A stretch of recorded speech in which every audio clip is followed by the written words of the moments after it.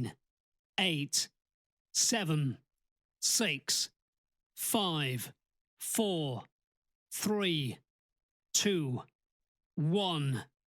Now live. 89.5 WSKB.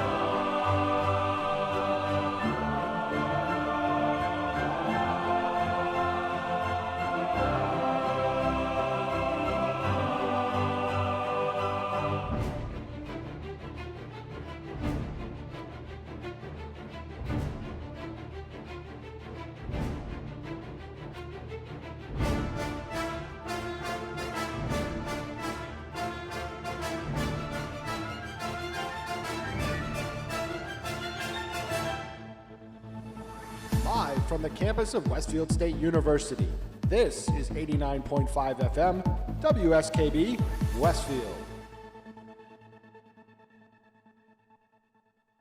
Support for the community programming of WSKB is provided by Westfield Bank. For more than 160 years, Westfield Bank has been an important community presence and commercial leader in the Pioneer Valley, with convenient full banking services in Westfield, West Springfield, East Longmeadow, Agawam, Feeding Hills, Springfield, Southwick, as well as Enfield and Granby, Connecticut. Visit us on the web at westfieldbank.org.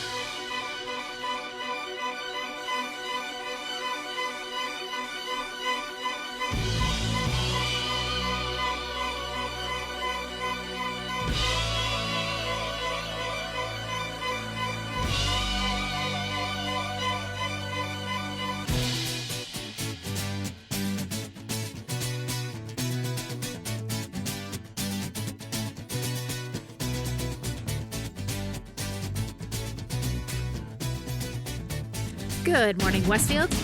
It is 6:02. You're listening to WSKB, 89.5 FM radio for the Westfield masses, and WCPC cable channel 15. My name is Tina Gorman. I'm your wake-up host, and I'm your floating head this morning. What do you think, Pete? It looks like a face in the grass. Right. Sure. Yeah, I'm blending in with my background there. So let's see if let's see if I do this, if it works a little bit better. Hold on. Oh yeah, look at that. There we go. Now you can see the body. She's disembodied there for a minute. So I know. So this is really interesting. Okay, there we go. Now you can see who I am. There it is. Oh my gosh. That's so weird because I thought, oh, well, Pete always changes the background anyway, so it won't matter what I wear. I'm wearing the exact same color as the wall behind me. Yes. Even though I'm not really in the grass in the meadow kind of thing. Right. Holy cow. I know, that is hysterical. I really didn't. I really kind of said, oh, it doesn't matter because, you know, he does different backgrounds. I'm all over the place. Well, now I know. So as Pete said, I know what I'm going. I know what I'm doing for Halloween. I'll just be like a floating head. Right. Yeah, there it is.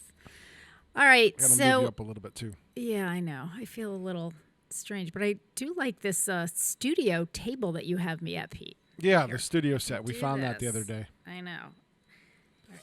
We're just getting used to things here. I know. There we go. Layer 7. Okay. There we go. And then we have the students back. I lost my parking space. The vans are all back. I feel. Yes. Did they get a new van too? Because there's one extra. There we go. There's one extra vehicle. Oh, that's yeah. too much. Let me just I gotta adjust it playing? another play. Yeah, I gotta All right. adjust it another way too. Well, you play. So while you're playing over there, Pete, with all this adjusting, so let me tell you about my Friday afternoon, which, if you will recall, which you probably won't, because you know we've been getting so many weather events lately. Yes. But you know we had that downburst in West Side on Friday at around 5:00. I've heard about that. That the thunderstorm that blew through. Yes. And they actually, it was a microburst, only they're calling it a downburst because it was a little bit bigger than a microburst. In other words, it covered a little bit more square footage or square miles. Yeah, right. But so, straight line winds. yeah, all I know was our house was in it. And so was the whole neighborhood around us in West Side. So Gary called me, and because I was still at work, of course. Where else would I be? And he said, listen, I just want to let you know we had 3 big trees that came down, and you can't get on our street. Oh, wow. So, yeah. So he said, so just so you know. So I said, okay, that's fine. I'll figure something out. I'll park on one of the side streets next door. And so he was kind of giving me updates, and it was pouring here. It had started raining. It was really pouring here. So I said to Gary, well, I'm not going to be leaving any. I'm going to wait till it stops pouring here. And and he said, well, it had almost stopped there, but he said this thing blew through, Tina, and he said it's bad. Well, he wasn't kidding because I went down. I took a left by Little George's because that's the kind of the back way home to West Side, and went up Dewey Street, and then normally I would turn left onto Morgan, which turns into Pease. Yep, sure. And go around to get. I live off of Bernie Avenue. Okay. Well, I couldn't go down Pease because that was blocked off. So cops there, lights flashing. So I thought, okay. So they had us wind down to Morgan, which goes like around. It's a weird Pease and Morgan. They get all yeah, right. No, up. I know somebody. My dad had a race car shop over there. At one point. So I take my left to go down Morgan's, thinking I know where this comes out. It's going to come out like 2 seconds from my house. Except that you couldn't go there because where it would have come out 2 seconds from my house was all blocked with trees and people were waving us through. So I ended up detouring through Bear Hole, which, if you know the Bear Hole area, it's all dirt road. It's ruts and dirt, and it's scary because it's very dark. And of course, all the power was out anyway. Yep. But by now it was about 7:30ish, 7:45, and I don't go up to Bear. I don't go to Bear Hole that often. Gary runs there and he walks there and he hikes there, so he's very familiar. Yep. I kept going, descending into the forest going, I don't know where I am. There was a car in front of me, but it was pretty far in front of me. So I was trying to keep its headlights in my view because I knew there were some places in Bear Hole where you could turn right or left. And I thought, I don't want to end up back in Westfield. Yeah, I didn't know where I was going to end up. So, long story short, so I did finally hit pavement, and when I got out onto the pavement, I knew where I was, and then I thought, I don't know if I'm. So I was at the other end of Bernie. So normally I would have like on the Holyoke Mall side of Bernie Avenue. Okay. So I thought, okay, am I going to be able to get down Bernie? Which I was. Get home, and not only did we lose 3 trees on the street, we lost a big tree in our front yard, up by the roots and everything. And lucky for us, it did not land on the house, because it would have always a good landed thing. on Grace's bedroom window. She was really upset because she said, it's one of those trees where it looks like, the trunk. And then when you're a little kid and you draw a circle around it, like you put all the apples and stuff in it, it was one of those trees. It was big, not so much super tall, but really full, and the whole thing just uprooted. And so the next morning I decided usually I would run on Saturday morning, but I thought, I don't know what's going on. I mean, power was out and it was all kinds of weird stuff. So I thought, well, I'll walk that way and then I'll run tomorrow so I can kind of check out my route. So I did that. I took about an hour walk, and it was like a war zone, Pete. I mean, there were trees down everywhere, and most of them That's how the tornado was here. Gary said that's what it felt like. In fact, he thought it was a tornado. He said, but I didn't hear anything. He said, but the sky got really black. So you know what a microburst is, right? Not exactly. It's a mass of cold air that drops out of a thunderstorm and descends quickly. Okay. Now when it hits the ground, it deflects out in a straight line. Okay. At high speed. Yes. Well, the high speed, Gary said this whole thing took, 5 minutes. Yeah. And you could just, hear the trees going down. But I think the thing was, most of the trees that came down in West Side that I observed, and we did a lot of riding around the next day, and of course I was walking and so forth, came by, they went right up by the roots because the ground is so wet. Right. If you have a big canopy and the ground is saturated, the root system can't hold on anymore. Yeah. It just lifted him up. Deep. And flipped him over. Yeah. And it was just unbelievable. Not too many landed on houses, at least that we observed, but tons of them landed, across front yards, across backyards, across driveways. I didn't see any cars that got damaged. But 15 years in emergency management, you learn a little bit about trees. Oh, my goodness. I got to tell you, Pete, the next morning, I woke up at like 6:45, and all you could hear all day long with chainsaws. Yeah. All you could hear all day long. So Gary and I... That was 2 weeks up in Munger Hill. Well, Gary and I went to... he went for a bike ride Saturday morning when I went for my walk. So, the plan was we'll meet back here and we got to take care of this tree that's in our front yard. I didn't realize how many branches were on this thing. It took us all, oh my gosh, hours and hours. Grace was working in the morning. She came home. I said, great, the relief is here. So she helped. But the thing that was so funny was that we got the whole thing. Gary chainsawed the whole thing. We separated out like the firewood for her boyfriend to take to his house versus, what's going to go to the curb. And down the street on the 3 huge trees that came down and were blocking everything, which Gary and one of our neighbors had chainsawed the night before, just at least to make a path to clear so that out, we could, just to get us through. But then the next day the crews were there, and kudos to the town of Westfield because they contracted out with all these tree people, and so the guy spent all day down the street, and about 4:00 in the afternoon, we had everything to the curb from our tree. Yeah, once you get stuff mobilized, it's not too bad. Yeah, so we, so Gary said, geez, I really hope those guys will swing around and they can pick up all this stuff because otherwise we'll have to wait for the town, and it's going to take them a while. This is a mess. Mm-hmm. And we didn't realize how much of a mess Pease was. That part that was blocked off that I couldn't see the day before. Oh my gosh, there are still wires down. There was a ton of stuff that happened over there.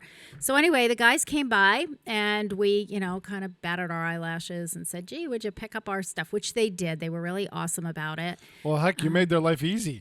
That's what I said. I said, literally, guys, because I think they weren't sure. They couldn't see our house from around the corner. Mm-hmm. So I think they weren't sure they didn't want to agree to too much. They said, well, we're not sure how many hours of overtime West Springfield wants to pay us. But they literally, we're on a cul-de-sac. They had to go right by our house anyway. And I think when they saw everything was right there. And of course it was all organized, Pete. It was because I was doing the hauling out to the road. Gary was doing the chainsawing. And I said to Grace, okay, trunk on this side, bushes, the leaves on that side. And they just took these big scoopers and like in 5 minutes, they had everything cleaned up. And then because the thing came out by the roots, mm-hmm. Gary he took some dirt that we had in the back because we have composting, filled it all in. We have this really cool old-fashioned bicycle planter that we never really could find a great spot for. It was in the yard, but Gary goes, all right, we're moving the planter.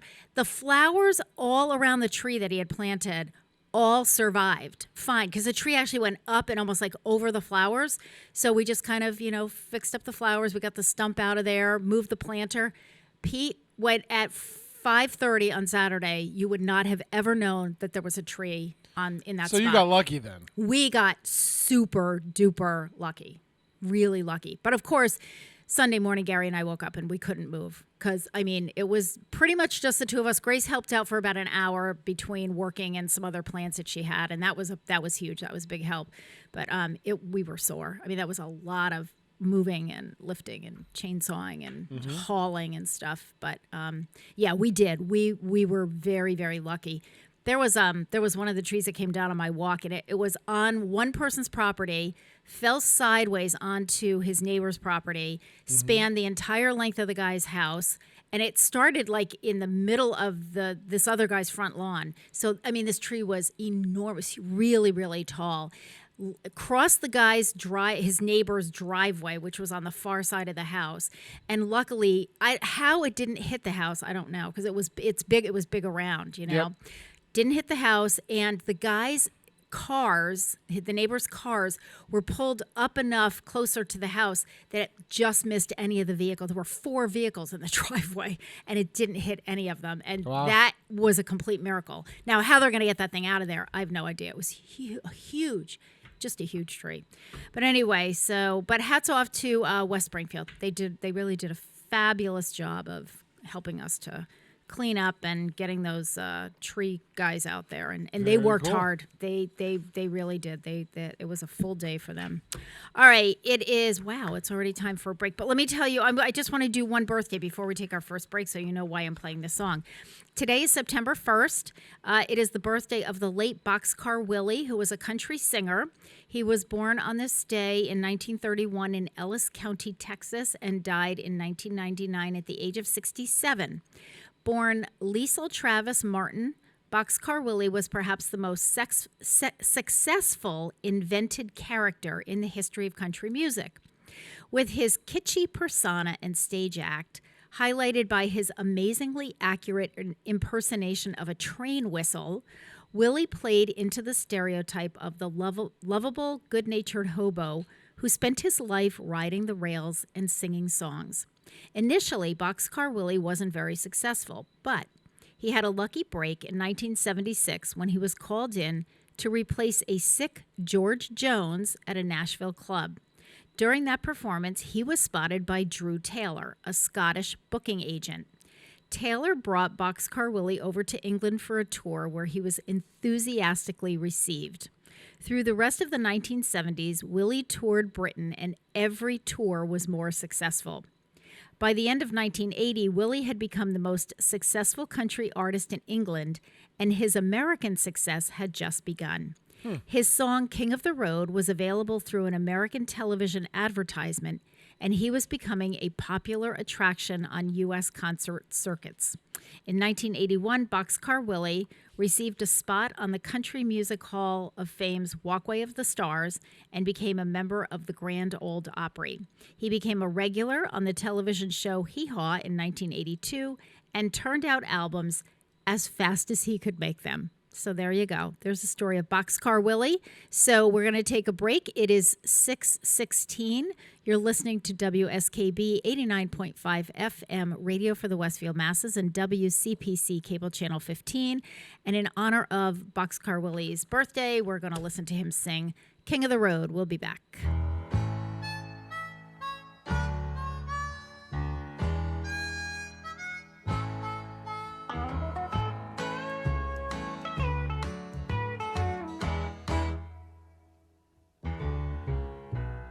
Trailers for sale to rent, rooms to let 50 cents.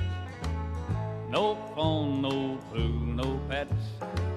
I ain't got no cigarettes, but 2 hours of pushing broom buys a 8x10 4-bedroom. I'm a man of means by no means. king of the road. Third boxcar, the midnight train, destination Bangor, Maine. Old worn out suit and shoes, I don't pay no union dues. I smoke whole stogies I have found, short but not too big around. I'm a man of means by an old means, king of the road. I know every engineer on every train, and all of the children and all of their names, and every handout in every town, and every lock and ain't locked when no one's around. I sing trailers for sale to rent, rooms to let 50 cents. No phone, no food, no pets. I ain't got no cigarettes, but 2 hours of pushing broom by the 8 but then 4-bedroom. I'm a man of means by no means, king of the road, king of the road, king of the road. Support for the community programming of WSKB is provided by the Dunkin' Donut Shops of Westfield and the Sardinia family. It's nice to know that even as the world changes, Dunkin' Coffee remains the same at 7 convenient locations throughout Westfield. Join us every Thursday morning from 6 until at least 7:30. Check out the Bobby G and Company Show right here on WSKB 89.5 Community Radio. 89.5 WSKB. Live from Studio 120 at Westfield Technical Academy, this is WCPC Channel 15 and 89.5 FM, WSKB Westfield. Good morning, Westfield. It is 6:19. You're listening to WSKB 89.5 FM radio for the Westfield masses and WCPC Cable Channel 15. My name is Tina Gorman. I'm your Wake Up Wednesday host, and I'm in the studio this morning with the chairman of the board, producer Pete Coles. Good morning, Pete. Good morning. We had a busy day yesterday. Yes, I know you're dying to tell me about this. So what happened? So, Your turn. So there's a fan series called Star Trek Continues, where they completed the Star Trek 5-year mission. Okay. And it's all fan-based. It was fan-funded, everything. This guy that was the producer and also played Captain Kirk, Vic Monagna, recreated the sets from the original plans. I mean, everything. Okay. Their set designer was also an architect and found common items in the original shows. Okay. Like the transporter pad. Okay. The things they stood on, each of those little pads. Yeah. Was a Fresnel light lens that movie studios had. The big ones, the monster ones you saw in movies and stuff. Okay. So he extrapolated, they rebuilt the sets from scratch. Okay. They still exist in Georgia. Okay. When they finished the series, they donated them. They were able to do 11 episodes, all fan funded. They had Jimmy Doohan's Scotty. Yeah. His son played Scotty. Well, that's what I was going to say. They redid it, but who played in these roles? All of the roles were new cast. Okay. Even Rod Roddenberry, Gene Roddenberry's son, did an extra. He wanted to be an extra in the show. He thought it was so good. They shot it in the 60s style. Okay. They lit it in the 60s style. Okay. So even Paramount, there was a big thing with this show called Anaxar, which was a fan-funded thing, which caused Paramount CBS to clamp down on all that stuff. Well, Pete, that was my next thing. It's like, wouldn't there be legalities and copyright or, whatever? Right, but usually fan projects not made to make it. Okay. This wasn't made to make any money. Okay. This was literally just for the fans. It's just for you. Okay. So Paramount was so impressed that they were like, you did it so well, you could be confused with the original. Oh. That's how good it was. Okay. So what they said was this whole thing with Anaxar tried to start. Paramount sued them, and it was back and forth, back and forth. Yeah. Paramount said to them, because every thing along the way, he cleared stuff with them. Okay. Oh, okay. He was all right. clearing okay. stuff with okay. them as they so go. he was getting Website. permission. They said, hey, change the font here. Okay. All right. Do this there, and Okay. He said, make sure you put right at the top of your YouTube that this is not a Paramount CBS production. Right. They said, we know you have it there already, but move it up because it's that good. Yep. Okay. And it's that close to the original. Okay. So what they said was They said, listen, we can't tell you when to stop, but try to wrap up the 5-year mission as soon as you can, because they knew that the clampdown was going to come. CBS Paramount.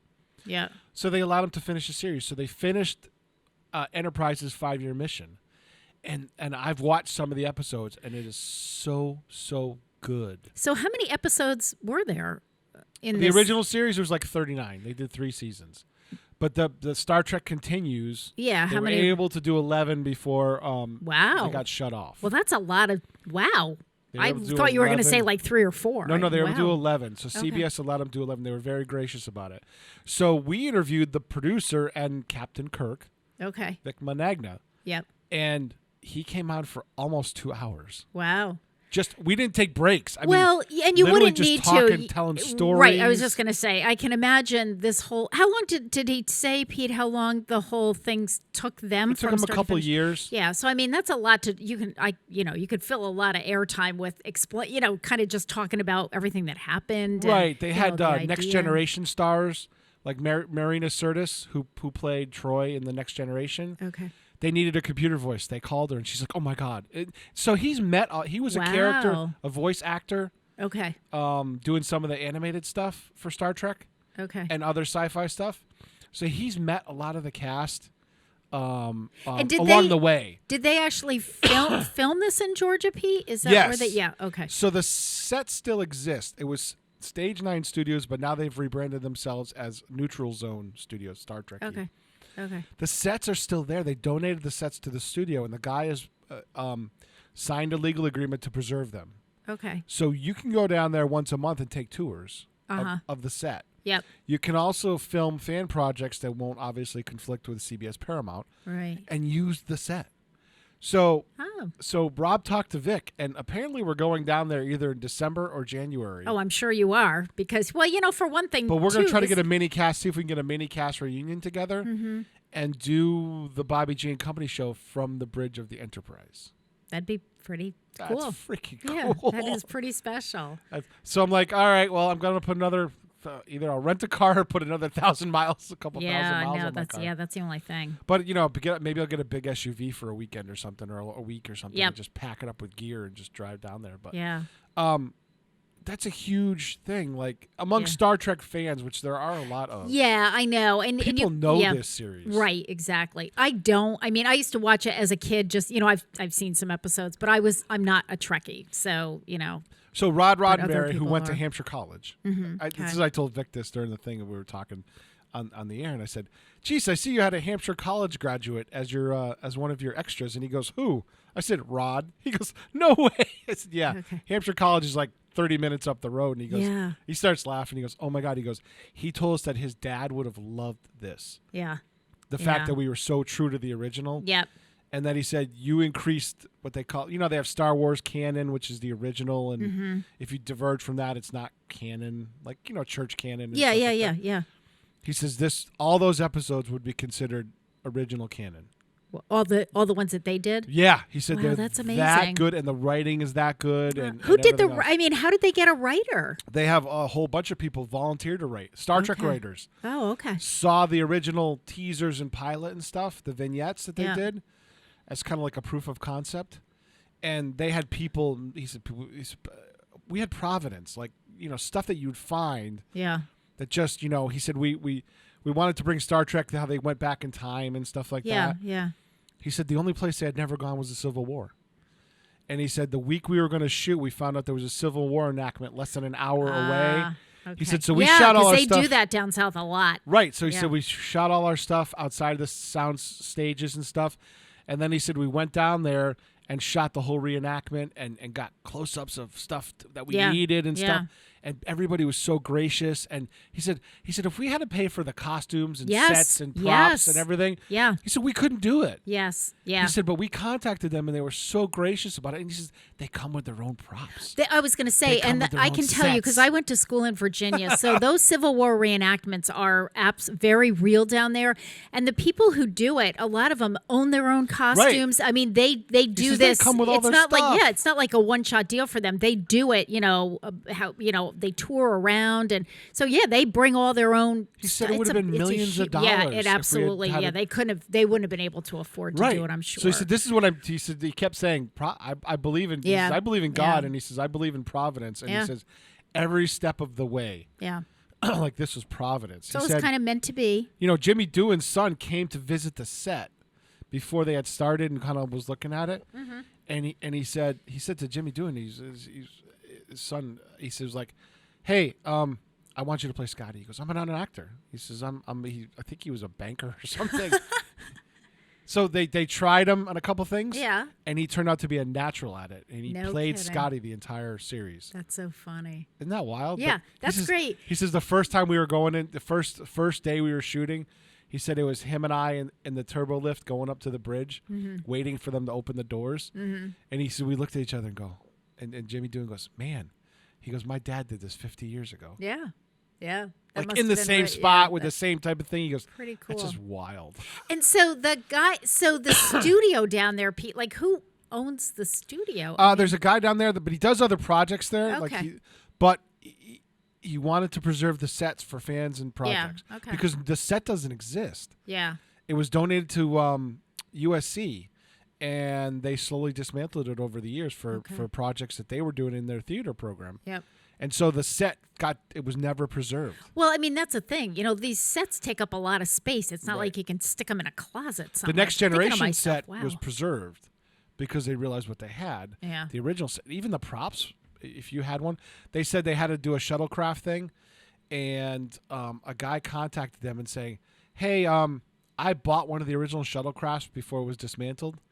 It's at the Johnson Space Center. Because if you guys want to use it, I got no problem with it, and they have no problem with it." Wow. So they flew a crew down to the Johnson Space Center Well, to shoot down there. They because they I was going wrapped to it in say, a how green- did? Yeah. Okay. They All wrapped right. it in a huge green. They were able to borrow a big green screen. Yep. And they shot all of their scenes at the Johnson Space Center. And then they said the NASA people were geeking out on it. They thought it was like gosh. coolest thing ever. Well, I mean, so if you get yeah. a chance, it's online, Okay. StarTrekContinues.com, or if you look on YouTube, you can find the whole series too. Okay. All right. It's there very, it is. very cool. Very cool. And stay tuned. So Pete will be he'll be taking the show on the road and Yeah, but the interview will heading air down tomorrow in Bobby Okay. G spots. That means I get to very sleep good. in. Yes, that's right. Yay. you and Bob both. I don't often get to do that. All right, listen, we're coming up to break time. I know, Actually, I we're was there, yapping. so that's okay. That's okay. But I'm excited about this birthday, Pete, because I know how you feel about her. So today is the birthday of Gloria Estefan, and Pete loves Gloria Estefan. I do. She was born on this date in 1957, a great year for people to be born. She's 64 years old, same as me. Born in Havana, Cuba, and as a toddler, she and her family fled Cuba. In 1975, she met keyboardist Amelia Estefan, her future husband, who led a band called the Miami Latin Boys. Estefan became the lead singer, and the band was renamed the Miami Sound Machine. Between 1981 and 1983, the Miami Sound Machine recorded 4 Spanish-language albums made up of ballads, disco, pop, and sambas. The Miami Sound Machine first met with success in Spanish-speaking countries. The group had dozens of hit songs around the world, particularly in Venezuela, Peru, Panama, and Honduras, but enjoyed little recognition in the United States. The rousing dance number Conga became the first single to crack Billboard's pop, dance, black, and Latin charts simultaneously. Early in its evolution, the band's biggest hits were rousing dance numbers, but by the end of the 1980s, it was Gloria Estefan's ballads that engendered its success.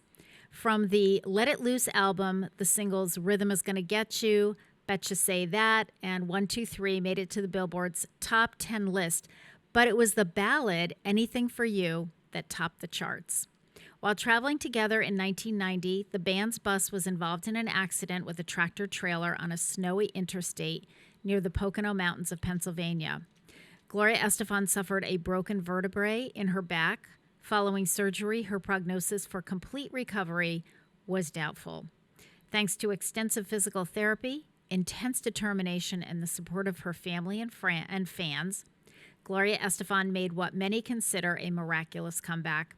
She marked her return to performing with an appearance on television's American Music Awards in January of 1991, And beginning in March, she launched a year-long tour to tout her comeback album, Into the Light.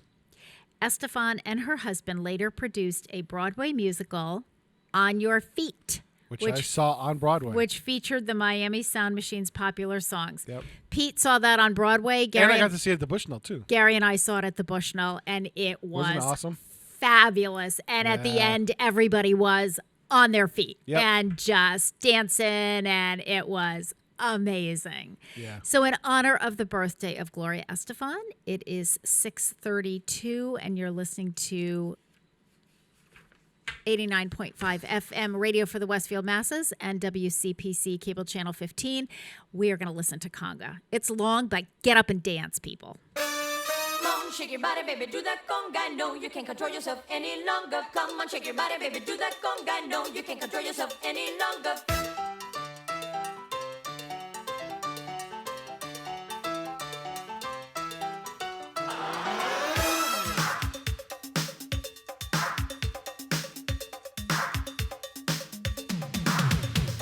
Come on, shake your body, baby, do that conga. No, you can't control yourself any longer. Feel the rhythm of the music getting stronger. Don't you fight it till you try to do that conga beat.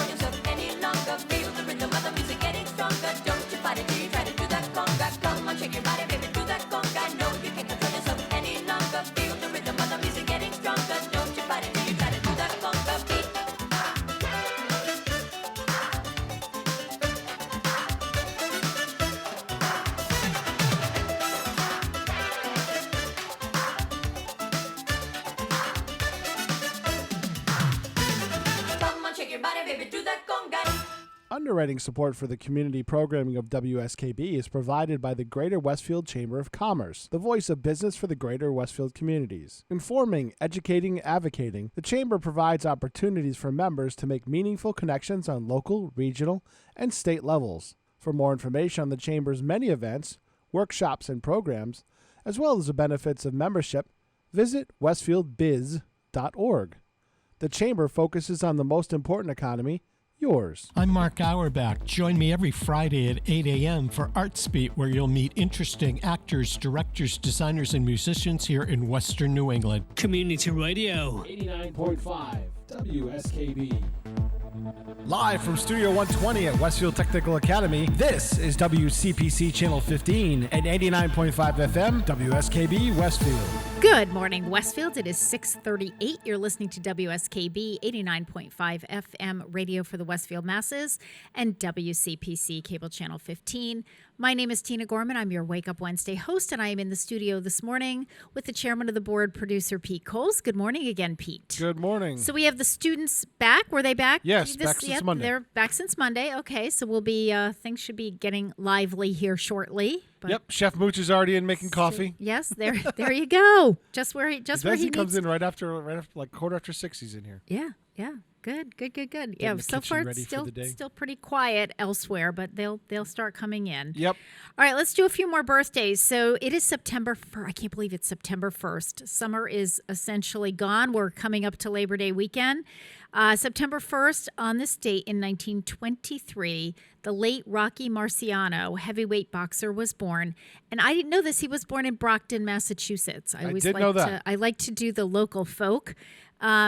But he died very young. He died at age 45. I'll tell you about that in a minute. But Marciano attended Brockton High School, and he played baseball and football. In 1943, he was drafted into the Army and sent to Wales, where he ferried supplies across the English Channel to Normandy. While awaiting discharge, Marciano represented his unit at Fort Lewis in a series of amateur fights, winning the 1946 Amateur Armed Forces Boxing Tournament. Marciano began fighting as a professional boxer on July 12, 1948, winning a fight against Harry Bilizarian. I knew I had that name pronounced right. Bilizarian. He then went on to win his first 16 fights by knockout, all before the 5th round, and 9 of them before the end of the first round. I mean, talk about, I'm not really sure you got your money's worth. It's like, okay, 5 minutes, we're done here. During this time, a ring announcer in Rhode Island could not pronounce, his name was not Marciano, it was actually Marchigiano. So the pseudonym Marciano was chosen by his manager because the ring announcer couldn't pronounce his real name, and that's when he became Marciano. On September 23rd, 1952, Marciano fought against Jersey Joe Walcott for the World Heavyweight Championship. Marciano was knocked down in the first round and was behind for the first 7, but he won in the 13th round, knocking out Walcott with an accurate right punch. The punch was later referred to as his Susie Q. Marciano went on to defend his title 6 times, winning 5 by knockout. During his career, he won an unrivaled 49 straight fights, 43 of which were by knockout. That is amazing.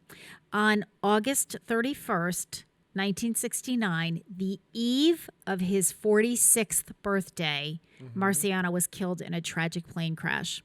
So he was 45 years old, 1 day shy of his 46th birthday. So happy birthday to the late Rocky Marciano. It is also the birthday of Lily Tomlin, comedian, actress, born on this date in 1939 in Detroit, Michigan. Lily Tomlin is 82 years old today. She made her television debut on The Gary Moore Show in 1966. She made appearances on The Merv Griffin Show and was a regular on Music Scene. In 1969, she joined the cast of Laugh-In, which catapulted her to stardom. Audiences fell in love with the hilarious characters she created, including Edith Ann, a mischievous 6-year-old, and snarky telephone operator Ernestine. Tomlin appeared on the show until it went off the air in 1973. I remember her playing Ernestine, one ringy dingy, two ringy dingy. right. Remember that? Exactly, yep. After her successful run on Laugh-In, Tomlin went on to star in 6 television comedy specials that she co-wrote with Jane Wagner. Tomlin and Wagner met in 1979 when Lily Tomlin was looking for a writer to help her develop the character of Edith Ann. They felt an immediate connection, both professional and personal, and they became a couple. Lily Tomlin made her film debut in Robert Altman's Nashville in 1975. Her performance as a gospel singer and mother of 2 deaf children earned her an Academy Award nomination for Best Supporting Actress. Not bad in your film debut and to already be nominated for an Academy Award. Sure. Other films included 9 to 5, which she did in 1980 with Dolly Parton and Jane Fonda. The Incredible Shrinking Woman, which she did with Charles Grodin. All of Me in 1984, which she did with Steve Martin. Big Business in 1988, which she did with Bette Midler. Shadows and Fog, directed by Woody Allen, and Tea with Mussolini, that she did with Judi Dench and Cher. In August of 2013, it was reported that Lily Tomlin and Jane Wagner might marry after 42 years together, an announcement that came soon after the federal ruling in support of same-sex marriage. On New Year's Eve 2014, 74-year-old Tomlin and 78-year-old Wagner made it official when they were married in a private ceremony in Los Angeles, California. So happy 82nd birthday to Lily Tomlin. Kind of cool. It is also, we have some really cool birthdays today. It is also the birthday of singer-songwriter Barry Gibb. He was born on this day in 1946 in the United Kingdom. He's 75 years old today. The oldest son of a band leader, Barry Gibb grew up surrounded by music. He, along with his younger twin brothers, Robin and Maurice, formed the Bee Gees and became one of the top pop music acts of the 1970s. Arriving in England in the late 1960s, the Bee Gees developed a rock-pop sound which featured 3-part harmonies. After their initial fame faded, the Bee Gees reinvented themselves in the mid-1970s with tremendous results. The trio turned out more dance-oriented music, often featuring Barry singing in a falsetto voice. Jive Talkin', which reflected their new sound, became a #1 hit in 1975. The following year, the group topped the charts again with You Should Be Dancing. As the kings of the growing disco movement, the Bee Gees scored more hits and even a few Grammy Awards for their tracks on the soundtrack for the 1977 film Saturday Night Fever, starring John Travolta. The success of the 2 upbeat songs Stayin' Alive and Night Fever and the ballad How Deep Is Your Love all reached the #1 spot. A member of the pop disco phenomenon, Barry Gibb emerged as one of the era's sex symbols. His gold chain, mane of long hair, and open-necked shirts became part of his trademark look. And yes, it was. And it's so funny because if you Google him... So just like I was infatuated with Gloria Estefan. And Amy Grant during that time. Yeah, I can tell. Yeah. Big Bee Gees fan. You know, that was disco was all the rage. I was a dancer. I loved to dance. So, and Gary was, Gary went right along with it. We went to college together and we discoed our way. I used to say we discoed our way through James Madison University. And they used to have a lot of dances back then. And it was funny too, because when Gary and I were in college, the drinking age was 18. So, we would go right on campus to the campus center. They would have dances like every Friday night or Saturday night, whatever it was. So, you go over, get a pitcher of beer, go to the dance. That was a big deal. I mean, it's like half the college was there. It was fun. It was like a big, party time, and we had a lot of fun with it. So very cool. All right. It is 6:46. You're listening to WSKB 89.5 FM radio for the Westfield Masses and WCPC cable channel 15. And speaking of Dr. Gary Gorman, he will be with us second hour. We'll talk a little bit more about that when we come back from this break. This one is in honor of the birthday of Lily Tomlin. So it's just one of my favorite upbeat, fun songs. We're going to listen to 9 to 5, sung by Dolly Parton.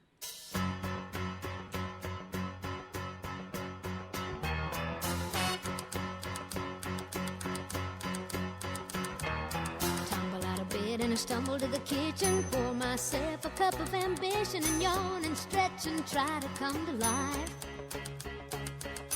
Jump in the shower and the blood starts pumping. Out on the streets, the traffic starts jumping with folks like me on the job from 9 to 5.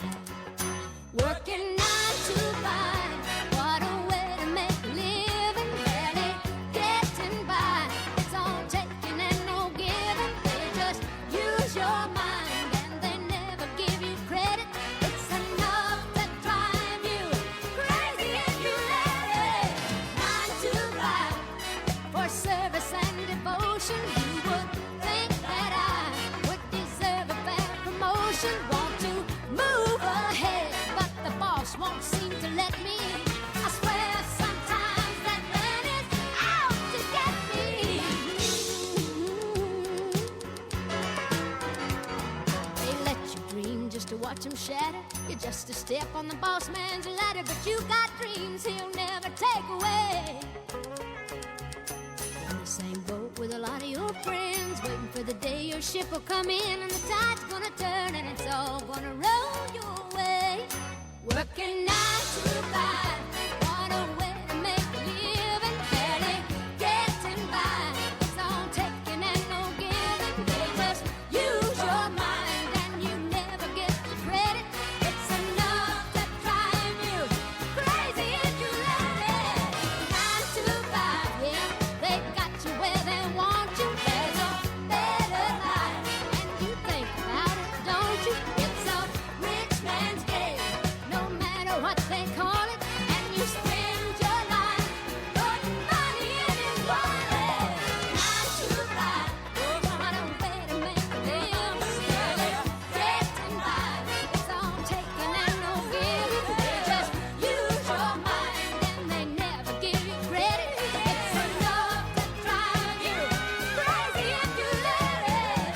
9 to 5, yeah, they got you where they want you. There's a better life, and you dream about it, don't you? Underwriting for the community programming of WSKB is provided by the Boys and Girls Club of Greater Westfield, serving the youth of the Whip City and surrounding communities since 1969. For more information on the Great Futures Club for ages 3 to 5, happening weekdays, and the Club Teen Center for ages 11 and older, weekdays from 6:30 till 8 p.m., go online at bcgwestfield.org or visit the club at 28 West Silver Street. The Boys and Girls Club of Greater Westfield. Great futures start here.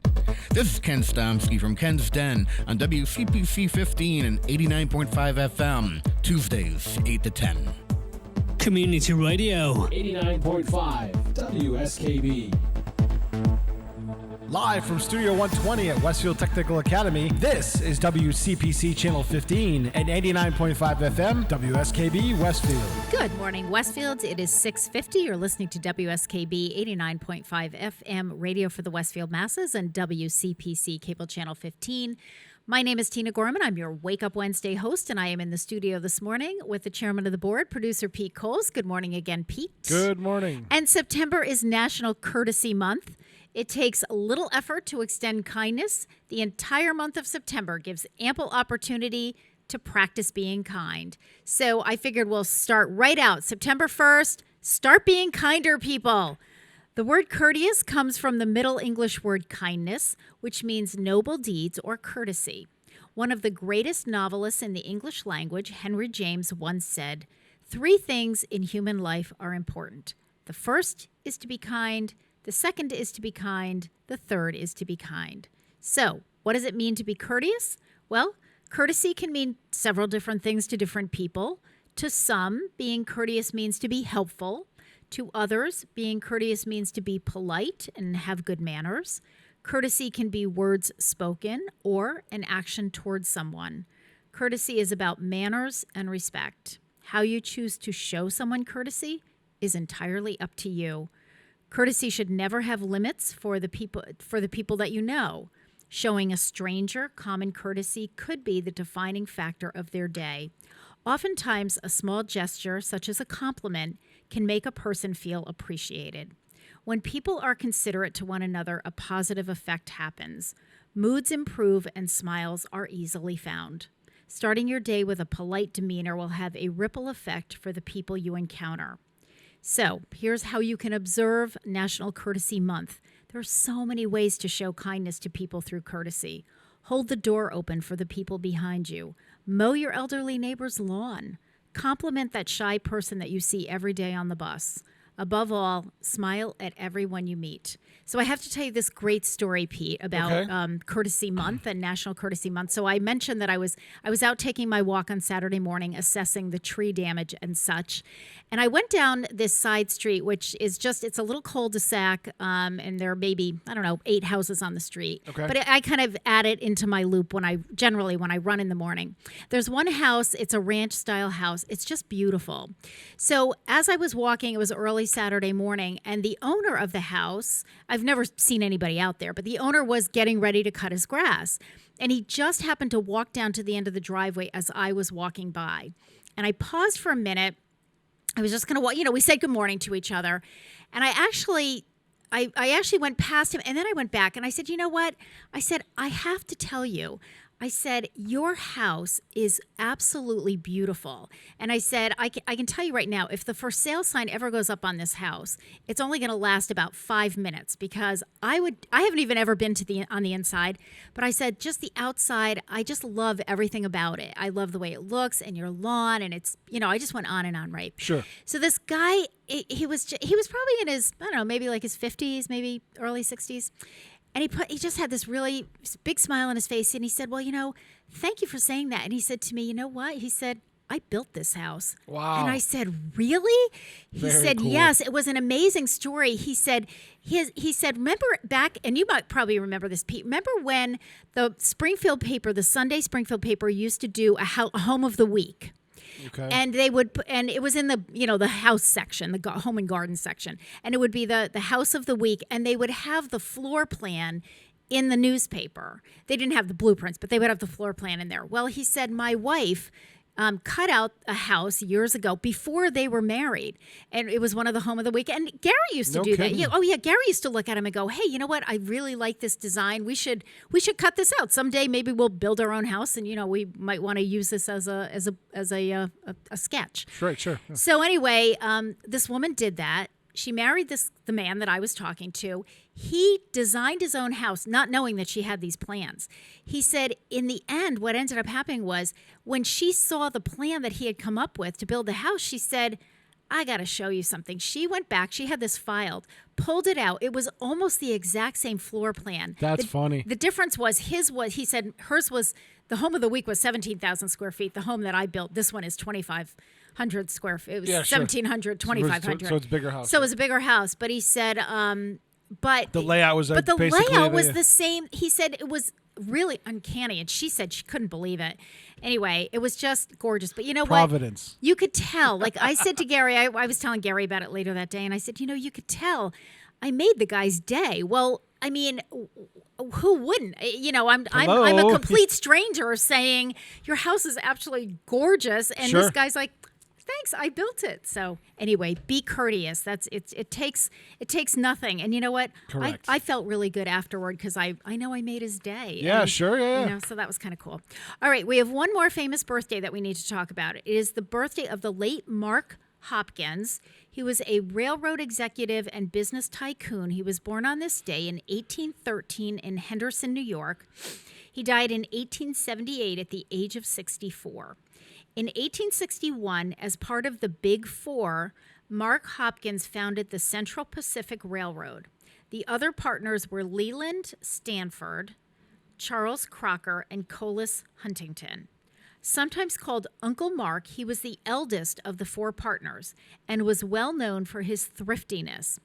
It was said that he knew how to squeeze 106 cents out of every dollar, a reputation that gained him the post of company treasurer.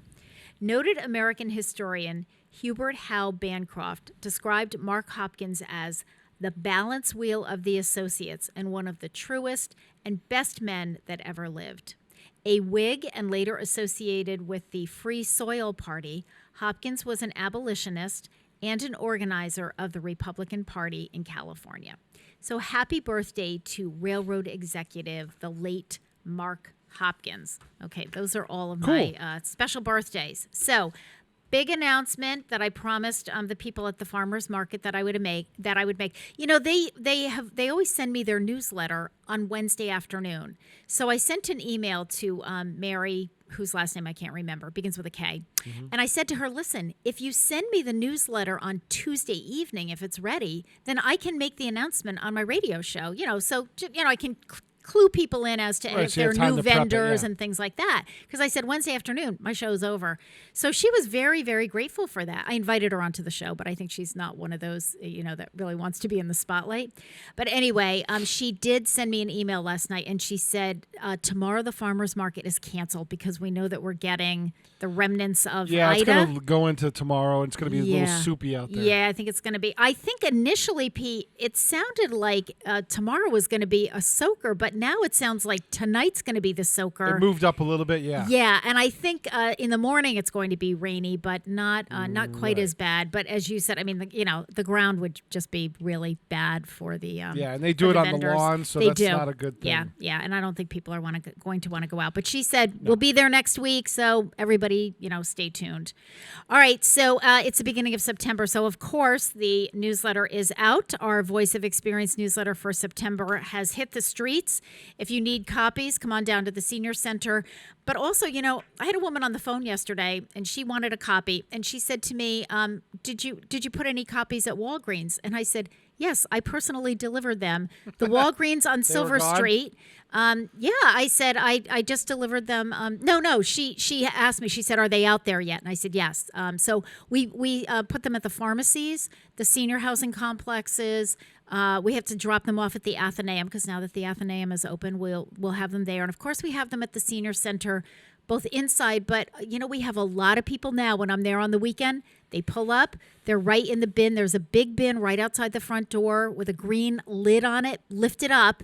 And inside there are the latest editions of the newsletter, so you can get them 24/7. And we have a lot of people taking advantage of that. So our big news on the front page, it is our month to do our Cops for a Cause chili luncheon. So we're really excited about that. This will be our third annual Cops for a Cause chili luncheon. We raise money for our local Alzheimer's Association, and we partner with the Westville Police Department. We have so much fun doing this, and last year we were able to raise, I think, $1,300. The year before it was $1,000. So we've been really lucky and excited. We are going to do this event curbside.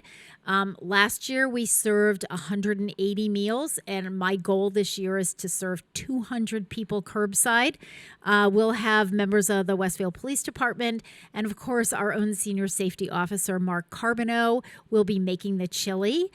Joanne Boucher, our food services coordinator, will be doing her famous Joe Slaw. Instead of coleslaw, we call it her Joe Slaw because she has some secret ingredients in there, and her honey cornbread, which is always a hit.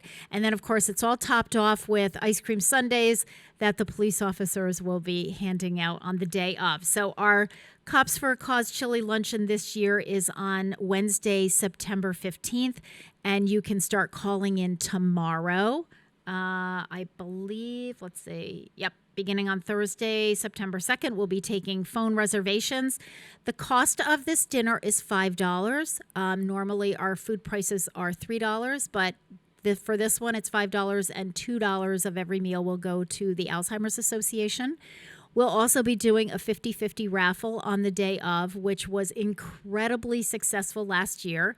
It's $5 for a sheet of raffle tickets. You get those right when you drive through. We'll snake you through the parking lot. There will be you stay right in your car. There will be a stop to buy raffle tickets. There will be a stop to get your chili luncheon, and there will be a stop on the way out to get your ice cream sundaes from the police department. So it's a lot of fun. I hope you'll support the cause. Mark's Chili is amazing. The ice cream sundaes are amazing, and we have some special gifts. And remember to wear purple. Purple is the color of Alzheimer's awareness, so we deck everything out in purple that day. So we're pretty excited about that. All right, it is 7:02. You're listening to WSKB 89.5 FM, radio for the Westfield masses, and WCPC cable channel 15.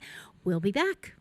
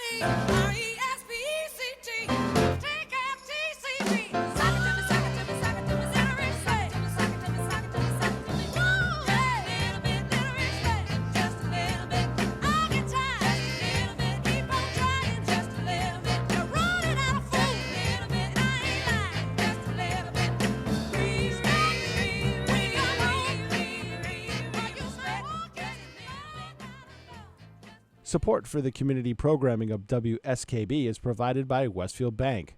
For more than 160 years, Westfield Bank has been an important community presence and commercial leader in the Pioneer Valley, with convenient full banking services in Westfield, West Springfield, East Longmeadow, Agawam, Feeding Hills, Springfield, Southwick, as well as Enfield and Granby, Connecticut. Visit us on the web at westfieldbank.org. Support for the community programming of WSKB is provided by the Dunkin' Donut Shops of Westfield and the Sardinia family. It's nice to know that even as the world changes, Dunkin' Coffee remains the same at 7 convenient locations throughout Westfield. Hi, it's Bob Plass, and I have Wow, It's Tuesday, every Tuesday, 6 to 8. Wow, it's Tuesday. Community Radio. 89.5 WSKB. I did it! Live from Studio 120 at Westfield Technical Academy, this is WCPC Channel 15 and 89.5 FM, WSKB Westfield. Good morning, Westfield. It is 7:05. You're listening to WSKB 89.5 FM radio for the Westfield masses and WCPC Cable Channel 15. My name is Tina Gorman. I'm your Wake Up Wednesday host, and I'm in the studio with the chairman of the board, producer Pete Coles. Good morning again, Pete. Good morning. I keep learning about this program more and more, and I found some cool stuff. Oh, good. So next month we may have Gary join us by video from his phone. Okay. Ooh. All right. We'll see what we can do. Okay. So I want to go through some of these really important senior center announcements before we bring Dr. Gary Gorman on, because there's a lot of information, packed information in the September Voice of Experience newsletter. First of all, the biggest announcement is we will be flipping the meal program beginning today. So starting today, we will be back to curbside meals more than indoor dining. We'll be doing indoor dining every Wednesday. But the other days, Monday, Tuesday, we'll be doing indoor dining every Thursday. The other days, Monday, Tuesday, Wednesday, and Friday, we're back to curbside only with no indoor dining on those days. However, you can, if you're at the senior center, you can order a meal as a grab and go on the curbside days. So biggest announcement, all meals, curbside as well as in-house, are by reservation only, and you need to call in and make those reservations by 9:15 every morning, so that we need to have our final count for the day by 9:15 in the morning. On Thursdays, call-ins will be between 8 a.m. and 9:15 for the in-house. If you're in the building, you can make your reservation at the front desk. For the curbside days, it's the way it's always been. The phones can start ringing at 8:30, and we take calls for 45 minutes. Make sure that you speak with someone. We don't take reservations by voicemail, so you can't, call in the night before and leave us a voice message. Doesn't work that way. You have to speak with a person. And that's so that we do sell out, and that's so that if we have sold out, we will be able to tell you that, okay? So all of that information is in the newsletter, and in addition, we have a separate flyer on the meal program that you can pick up at the senior center, so please, by all means, do that. Also, we are starting to take phone calls for flu shots. We have partnered with Stop and Shop Pharmacy. The health department initially thought we were going to be partnering with them to do our flu shots, but they are swamped this year. As you probably know from reading in the paper, the COVID cases are up, and our health department is just being inundated with responsibilities. So we have taken the flu clinics off of their plate in order to give them more time to focus on their COVID responsibilities. So thanks to the Stop and Shop Pharmacy for really stepping up to the plate. They'll be doing 3 flu clinics for us in early October. So if you would like an appointment for a flu clinic, give us a call. We're not scheduling yet, but we are taking calls. We'll call back with the schedule, but I'm still working with Stop and Shop Pharmacy on how they want the scheduling to do and how many people. Are they doing it at your place or there? They are doing it at the senior center. Maybe we should have one of their public relations people on to talk about their outreach. Yeah, we could certainly do that, Pete. Yep, we can certainly do that. Might as well give them some recognition for stepping up like that. Yeah, absolutely. And I actually, they actually reached out to us about the flu clinic. They were going to do one of the flu clinics. They were going to just do the Friday one, and the health department was going to do the Tuesday and Wednesday, but the health department is just slammed right now. So I talked to Joe Rouse last week, and I said, listen. Joe's still in crisis management mode. Right. I said, let me talk to Stop and Shop. Let's take this off your plate. And he was very, very grateful. Deb Mulvena was. So anyway, but if you're interested in getting a flu shot, it is the high dosage senior version of the flu shot, which is the same one that we gave last year. Call the senior center. Mary has a list going, Mary Kohut, 562-6435. And then we will be calling you back to tell you which day and the time and to figure out the schedule. I'm still working that out with Stop and Shop. I have some other very exciting news. This will be my last announcement. We are welcoming Carol Palmer to our staff, albeit on a very limited basis. I knew she couldn't stay unemployed. Oh, listen, she made the mistake, Pete, a year ago. It was almost exactly a year ago of sending me an email saying, golf season is winding down. It must have been like in October. And then she came in here. I would love to volunteer. I said, oh boy, that sounds great. So first I got her in here. So we got her to do her Totally Fun Fitness program on cable. And then I had her under the tent doing her Totally Fun Fitness program as a volunteer this summer. Sure. She was doing that. But my ultimate goal was to bring that program inside and get her into the fitness room. And I have done that. Hey, I have a thing. I might have a solution for the fitness room to keep recording shows. Okay.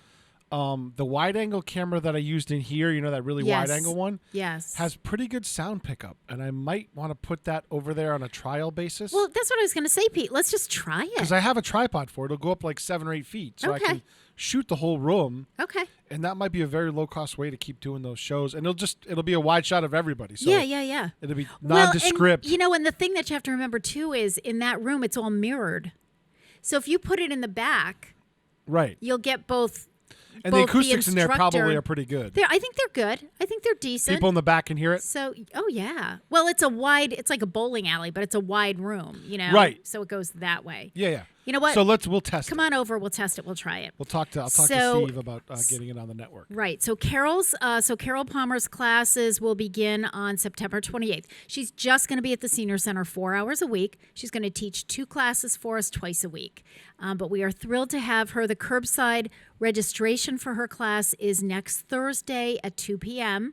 The details are in the newsletter. So make sure that you read that, get all the information. Okay. We're especially targeting the folks that took Sue Wood's Keep It Moving class because Sue will not be back. So that class will not be offered. So Carol's this Totally Fun Fitness class, kind of similar but a little bit more Carol. Yep, more Carol, absolutely more Carol. Just a different personality, but a lot of working on balance, cardio, warm-ups, cool downs, etc. So all right, your guest is ready. My guest is ready. We need to bring him in with a song. I chose this song. It's in honor of the birthday of Barry Gibb, but Gary will love this song. He'll know it. It's our old college days, Gary. We're going to listen to Staying Alive, and we will be back with Dr. Gary Gorman. You're listening to WSKB 89.5 FM radio for the Westfield Masses and WCPC cable channel 15.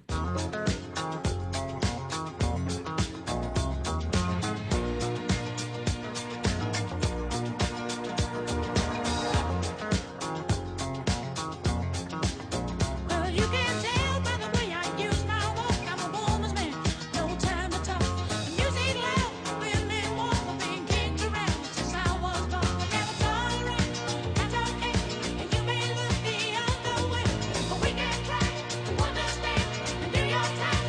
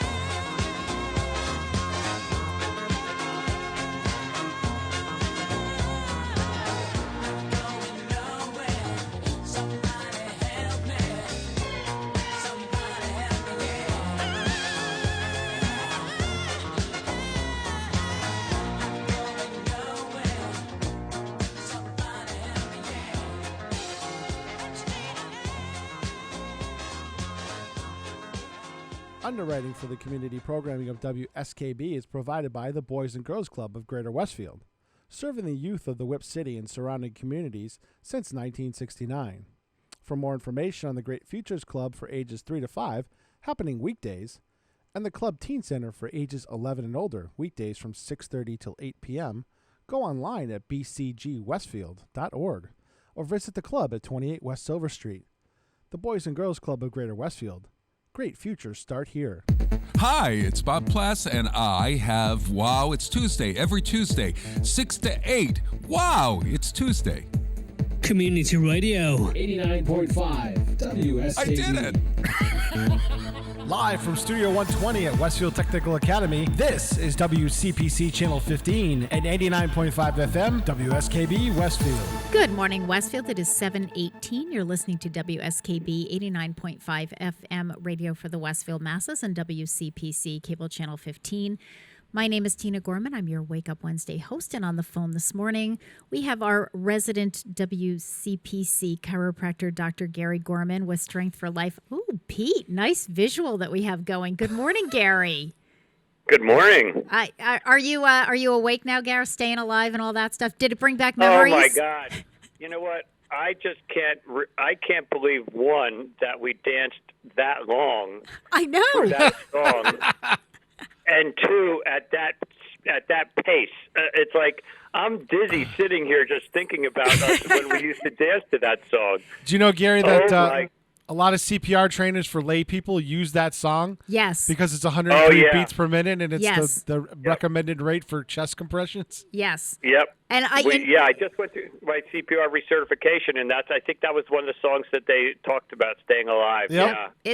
That's really helpful. But you're right, Gary. You know, for those listening that were disco dancers, there's a lot of spinning involved in disco. Oh my! A lot of spinning. Oh. Yes. I think I'm going to lay down and take a nap after that, Teen, just listening to that. So just listening to this song. Oh my God, that's so funny. So Dr. Gary Gorman yesterday, I don't know if you know this, Pete, but yesterday Dr. Gorman was on Mass Appeal. Did you know that? No. Yes. But he's got friends over there. He does have friends over there, but he was actually interviewed by Alana Flood, and he did a fabulous job. And I really wanted to pick up and talk a little bit about, for those who missed the episode. Of course, you don't have the visual, but that's okay. I think, Gary, you can really give some good pointers. Gary, tell us about what the discussion was. Well, first of all, I mean, I have to pinch myself from Mass Appeal and Alana Flood to Wake Up Wednesday with Tina Gorman 2 days in a row. What's this all about? I know, right? Oh, my gosh. Well, actually, what we did was yesterday, we actually spent the time talking about the guidelines for correct backpacks for children and any children of all ages, from kindergarten through high school. And I really broke it down to basically three parameters. Number one is the size. Number two is the fit. And number three is how the backpack, I call it a backpack, but a book bag, is packed. And that's about as much time as we had to go over those basic three. And, I think Alana was really like, oh, my God, wow, because I showed her a backpack that I fit properly for me that was for an adult. Mm-hmm. And she brought her daughter's, who's 12 years old, backpack in, and we fit it incorrectly on her. But the fact of the matter is that I had to lengthen the straps on her daughter's backpack to make it fit incorrectly, but it was the length was so long to begin with that it was fit incorrectly for her daughter, unbeknownst to Alana. Yeah. And the backpack, I could put her backpack on mine, and they were about the same size. So here you had the backpack size for a 12-year-old, without the number of pockets, without an abdominal strap, the same size as the North Face that I was using as a demonstration for adults. Mm-hmm. So it was very good visual. So basically, the sizing is the parameters for the sizing is that the backpack should not be any wider than the torso of the child wearing it. So in essence, if you are looking at a student from the front, you should not be able to see that backpack. So it should be, Garrett, just to give our audience, because we obviously you're on the phone, we can't do a visual, but it shouldn't be any wider than the child's shoulder blades. No, well, actually, they're down by their stomach, their torso. So okay. Down Okay, even lower. Okay. Yes. So if you go from the belly button to the side there, yep. In essence, if you're looking at somebody from the front, you should not be able to see the backpack sticking out the sides of the person. Right. So it's not the widest point; it's actually the narrowest point, which would be around your waist. So where? Yeah, the width of your back, just above your waistline. The backpack shouldn't be any wider than that. And what about the length of the backpack, Gary? And the backpack shouldn't go down any lower than 4 inches below the waist.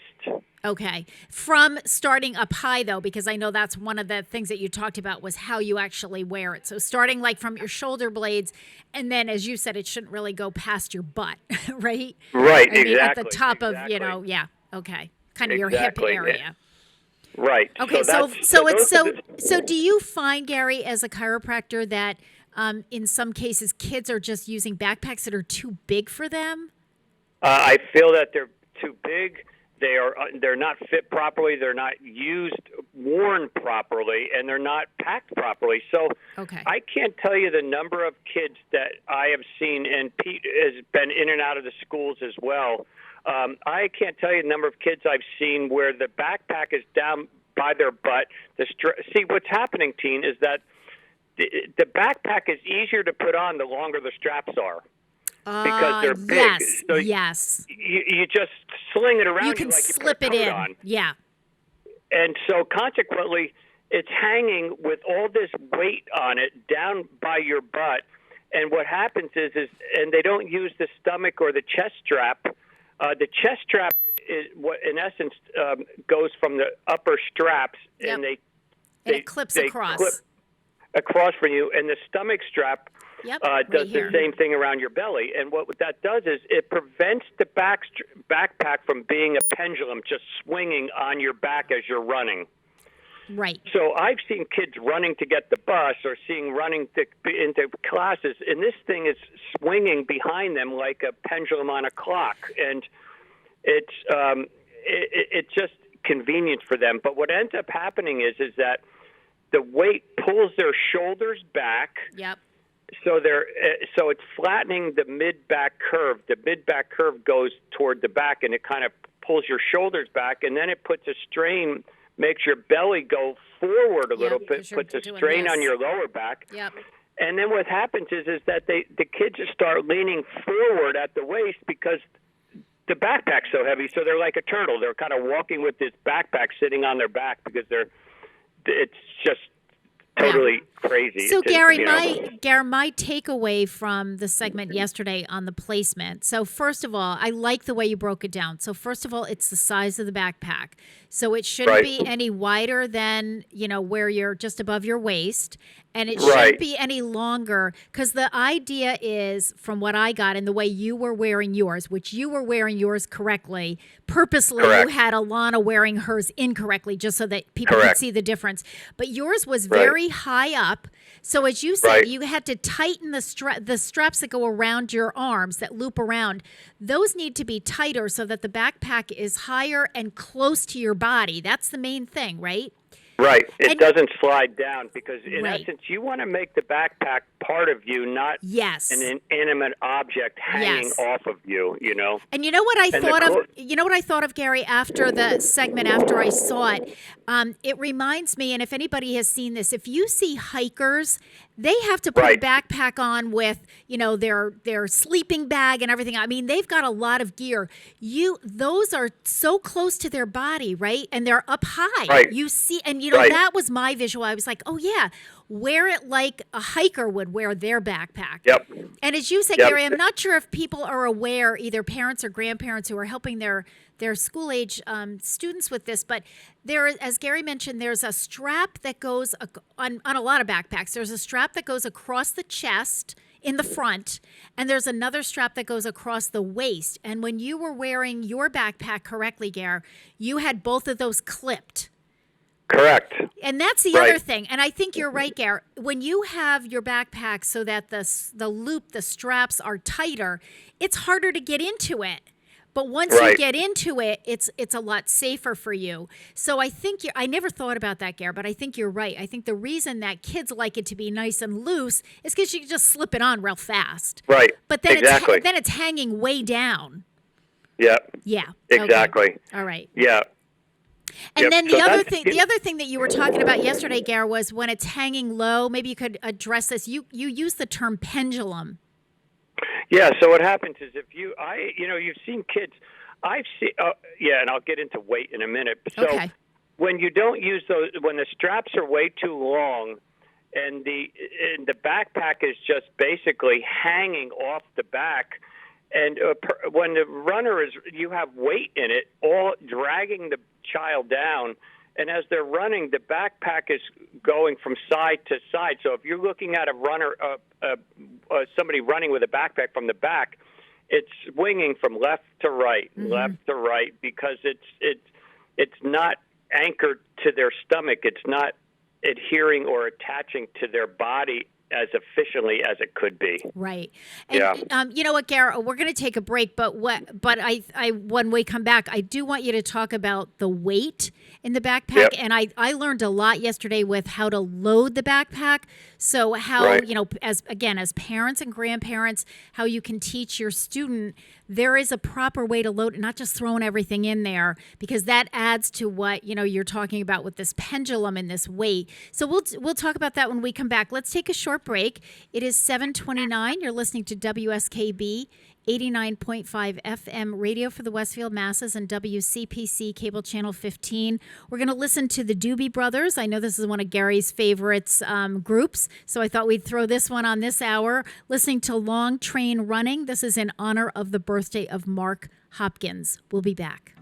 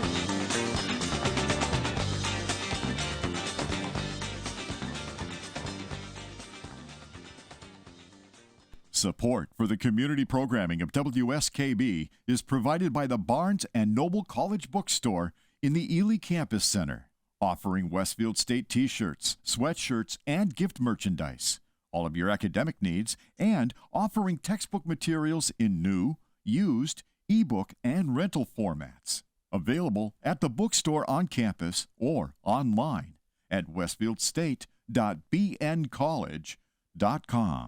Saturdays were made for polka. Tune in to the Polka Jammer Network starting at 6 a.m. and Polka Hall of Famer Billy Bellina, Breakfast at BB at 8:30. Community Radio. 89.5 WSKB. Live from Studio 120 at Westfield Technical Academy, this is WCPC Channel 15 and 89.5 FM, WSKB Westfield. Good morning, Westfield. It is 7:33. You're listening to WSKB 89.5 FM radio for the Westfield masses and WCPC Cable Channel 15. My name is Tina Gorman. I'm your Wake Up Wednesday host. And on the phone this morning, we have Dr. Gary Gorman, our WSKB WCPC resident chiropractor with Strength for Life in East Hampton. Welcome back, Gary. Thank you. Thank you very much. So, yeah, boy, you picked a couple good songs, Teen. I had great music this morning. Really good Wow. day. We listened to Gloria. It's today, Gary. Well, you saw On Your Feet. Today is the birthday of Gloria Estefan, and we listened to the Miami Sound Machine doing conga. So that was the first hour. So yeah, we've been bebopping around. We've had some great music. So the topic today is, kind of weight load and how to be safe. I wanted to start with backpacks. We're going to move into a few other topics, but just to kind of summarize where you've come so far, Gary, you've talked about the proper size of the backpack. You've talked about the fact that it needs to hug the body closely up high with using both of the front straps. But the other piece of this that you covered yesterday on Mass Appeal with Alana Flood was of how to load the backpack. So discuss that, Gary. How do you put the books or whatever else is going in there? Or how does all that stuff go in there? Yeah, you know what I think on that line of loading, the backpacks are not designed to take enough things in it to go away for a week or two. It literally is short-term use. So you want to load as little as you can in it, but what you have to put in there, you want to put the heaviest. So if you're laying the backpack on your bed, with the piece that is, I want to get a reference here. So when you're laying it on the bed to load it, the kids in the morning, the part that goes closest to your back is on the mattress. That's face down, basically. So that would be the bottom. You want to put the heavier books there first, or the heavier, a notebook, a textbook, or whatever it is, and then go lighter as you put on top of that. Okay. So then when you go to put the backpack on you, the heavier items are closer to your body. And so if you really think about a weight, if you were to hold 5 pounds in your hand and you kept it right next to your chest, and you took that same 5 pounds and held it straight out, your arm straight out in front of you, 5 pounds is 5 pounds, but as far as a lever is concerned, it's much heavier to hold it right out in front of you than it is when it is close to your body. Absolutely. That's a great analogy, Gare. Absolutely. For those who, because we don't have a demonstration here, but that's a great analogy. So the closer it is to your body, the heavier the item. So I would think that as you work your way out, because, we know it's not just books in a backpack, it's your lunch and it's your, sneakers for your gym class or whatever. So I always kind of put the lunch and everything always kind of went in last. Exactly. That's the lightest. A sandwich doesn't weigh much of anything. Right. Okay. Exactly. All right. And that's how it should be. So that's how it should be loaded. Now, a couple tips were that parents really, or grandparents, they should really do a regular inventory. And I talked to Alana about this. So on Sunday evenings, check the backpack. Say, okay, what do you have in here? What do you need and what don't you need? What can you take out, leave home? Or what do you absolutely need to take to school with you? And you start kind of purging the backpacks on a regular basis to make sure that they have only the essentials in there. And so a backpack, as a rule, should be no heavier than 5. I use 10%. Or the American Chiropractic Association uses 5 to 10% of your body weight. So if you have a child that's 100 pounds, which is a pretty good size for a elementary and middle school kid, Yes. If 100 pounds, that backpack should not weigh more than 10 pounds at the most. Yeah. And unfortunately, we know that some of That those, never yeah, happens. that never happens. I mean, especially as the kids get older and the books get bigger and heavier. Right. That's hard. It is hard. Yeah, it is hard. But I think that, you've given everybody best tips and best practices. And Gare, one of the things that you just mentioned, which is a great, sort of dovetail into the next thing that I want to talk about, is you said you advise parents and grandparents to go through the backpack, at least once a week on a Sunday evening before, the start of the school week, to purge what doesn't need to be in there. And that kind of takes me, Gare, to our next topic, which is women's pocketbooks. So Oh my God. talk a little bit about that, because I know that you have advised your female patients about this. So give us your best advice. Some people use it as a women's defense device. Holy Oh, cow. my goodness. Right. Yes. Beat somebody Right. senseless Yeah. with it. Yes. Yeah, you're right, Pete. You know what? I have actually taken purses from my patients and weighed them in front of them. I'll say, or I'll hold it up and say, this has to weigh 8 or 9 pounds. What are you doing? Are you going to the laundromat and do you have 10 rolls of quarters in here? What is going on? Yep. So I really feel that women today, I mean, my mom, God bless her soul in heaven, she was an example of this, where she would have all this stuff in her purse and she would loop it around her arm to her elbow and carry it around with her. And Yep. I really like, Teen, that more and more women are using small, like what you do, small handbags that you strap around your shoulders. They're backpacks. They're decorative. They're mini They're back- they're they're mini. back- They're they're miniature small decorative designed backpacks. Mm-hmm. I think that's a great idea. Gary, most women, I think, could treat their purse like the junk drawer. Oh, it is, Gary. Right. It is, Pete. There's no Exactly. doubt about it. There's no doubt about it. Exactly. And, especially with women who have younger children, it's like everything gets thrown in the purse, everything gets thrown in the purse. And, I think, Gary, your best advice, first of all, was purge it once in a while, because you probably have a ton of stuff in there that you really, don't need. Are there things that you can take out of your purse and put in the car and just keep them in the car so that you have them handy, if we need whatever we need? We have it close by, but that you're not carrying it around all the time. And as you said, Gare, when you take a woman's purse and you put it over their shoulder, or they hold it in the crook of their arm, that's tilting their body. They're walking around like that for, sometimes hours. They're going shopping and they're, doing things, and they're out and, in hours. And then they wonder why do I have a headache? Why do I have a neck ache? Why is why are my muscles sore there? When I got the backpack idea I was at the grocery store, which, I do a lot. And I just thought, what? This is ridiculous. My purse kept sliding off my shoulder, first of all. So I had to keep putting it back on my shoulder. It was so heavy. And I just thought, what? If I had a backpack, this would be so much easier. And that was years ago. And at that time, you they didn't really have a great supply of backpacks that were kind of like purses. Now, oh my God, go to TJ Maxx. You can go online. You can go anywhere. Vera Bradley has beautiful ones. They come in all different sizes and colors and shapes and zippers and compartments. But it is so much better. It's just so much better on your back. In essence, when a woman goes shopping, all you need is your purse or your little like a wallet clutch thing where you have your wallet. Yeah.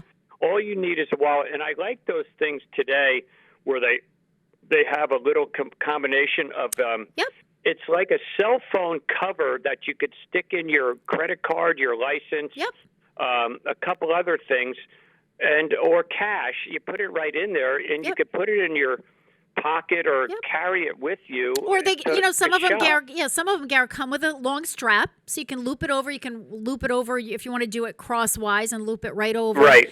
Yeah, and it's just as you said, Gary. It's for your cell phone, your cash, your credit cards, and your change. That's it. And you know what I am using more of too is that I've been, since I'm semi-retired now, I've been using shorts a lot to go. Whether I'm on a cycle ride or when I'm just running errands, and I've gone back to start using one of my small fanny packs. Mm-hmm. Yep. and so I strap it around my fanny. I put my cell phone and my wallet in there, or my cell phone and some keys, my keys and some money, or a credit card, and I run into Stop and Shop, and that way I don't have. I'm not carrying too many things with me. So. Yeah, and you know what, Gare? I think the other thing you're mentioning fanny packs, and the other thing to let people know, fanny packs are not there. Those two have come a long way, just like the kind of decorative, backpacks. The fanny pack you use, Gare, it's just like a little nylon. It's black. It's a runner's one. So it's small. It's nylon. It's lightweight. It kind of blends right in with your shorts. You don't even really see it, to be honest with you. No. So for people who are like, oh, I don't want to wear a fanny pack, they're different. They're lightweight and they just blend right in with your clothing, and it's not a big deal. So the one I actually got, I got it for when I ran the Boston Marathon because I wanted to be able to have like some energy tablets, some candy and stuff in it as I was running. And my ID. So consequently, it's super light, and you could get them in running stores. You could get them in anywhere in sporting stores that are just simple. But I think you hit a good point, Teen. A mom or a grandmother who is taking care of their grandchildren should look in their purse and say, okay, what are these things that are only used for emergencies, and create a little emergency kit that you leave in your car to have close to you, but you don't have to carry it. You don't have to carry bandages and ice packs with you everywhere you go when you may need them.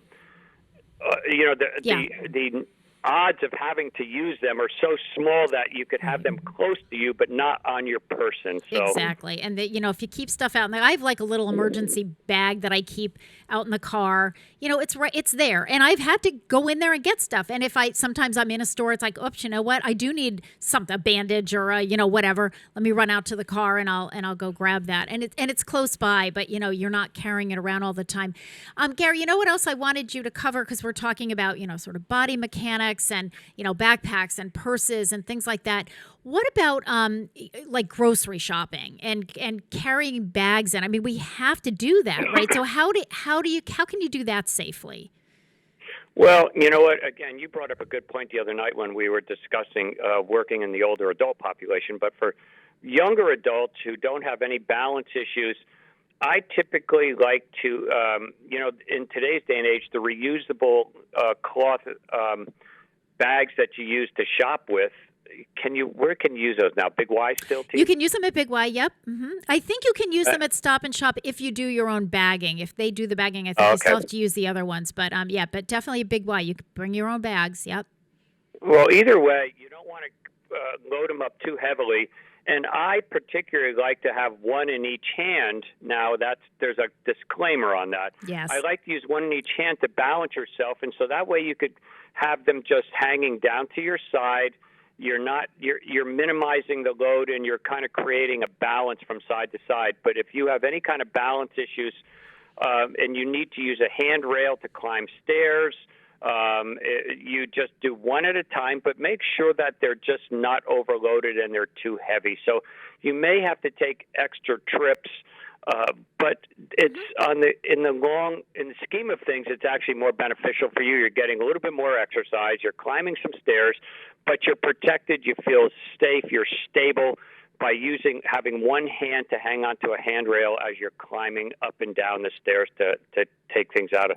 Or if you have some sort of a rolling thing, contraption of some sort, you could load them you could put them all load them into a cart. Stroller. Yeah, it's a rolling cart. Yep. A rolling cart. Yep. Bring them right over as close as you can to your house, and that's go up and down the stairs and bring them inside that way. So utilize it as much as you can, like a wheel, like a I'm thinking not a wheelbarrow, but what do you ride around, pull kids around in?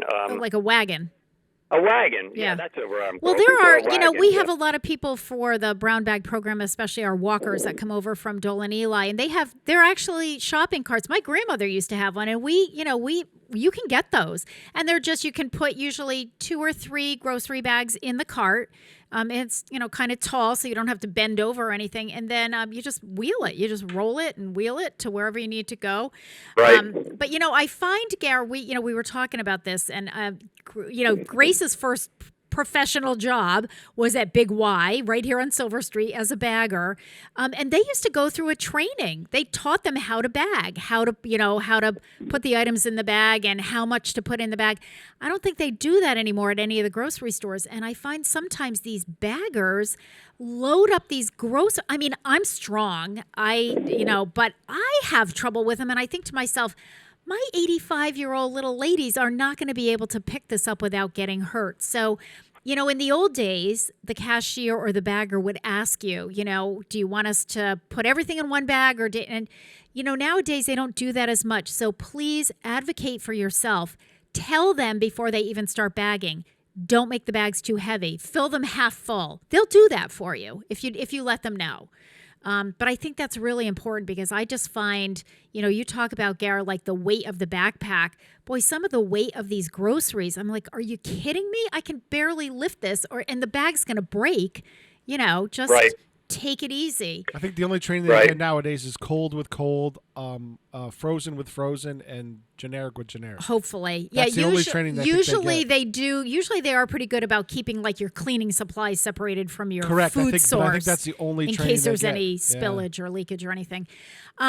Garrett, the last topic that I would like for you to cover with this whole, body mechanics and lifting and loads and everything.